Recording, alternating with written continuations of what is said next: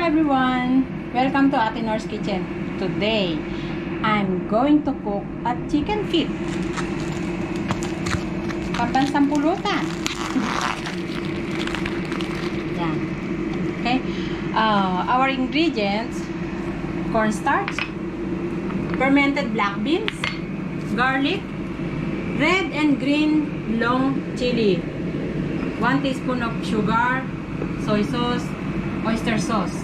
And then now, let's do the chicken first. Hugasan ko muna. I'm going to wash it first.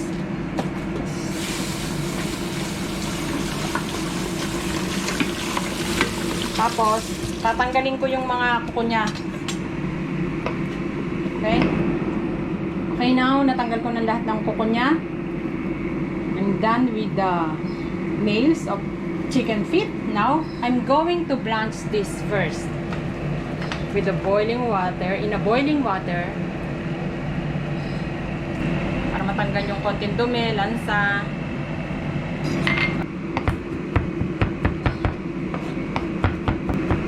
My garlic, more garlic.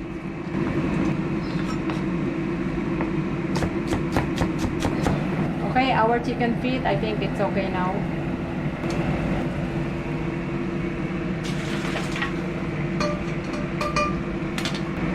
Then, I'm going to make the sauce. 1 tablespoon of soy sauce. Then, 1 teaspoon of oyster sauce. 1 teaspoon of sugar.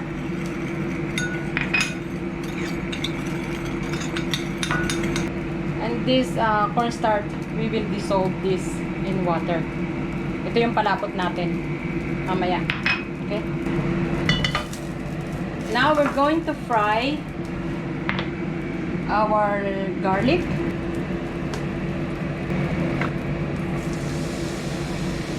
Garlic and black beans in. Okay, sasama ko na yung cornstarch ko sa aking soy sauce.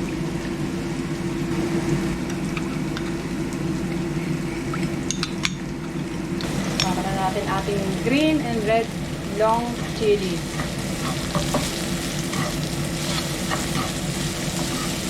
And now, our chicken feet.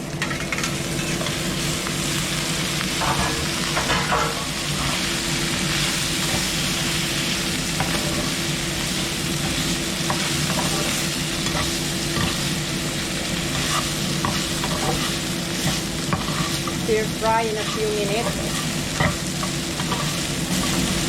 Now, ang ating sauce.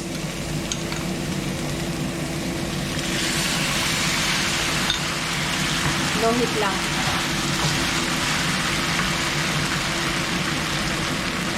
Add more water. Yung chicken feet na to, bali luto na kasi ito. Kaya, din-lunch ko lang siya kanina. Tapos ngayon, kahit konting gisa-gisa, okay na to.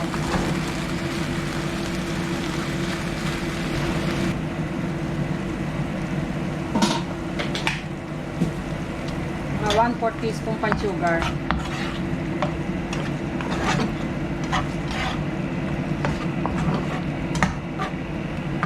And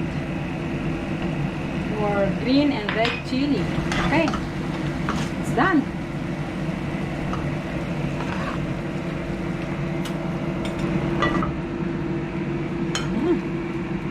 Our chicken feet is done. Chicken feet with garlic and black fermented beans. Yeah? Okay. Thank you for watching.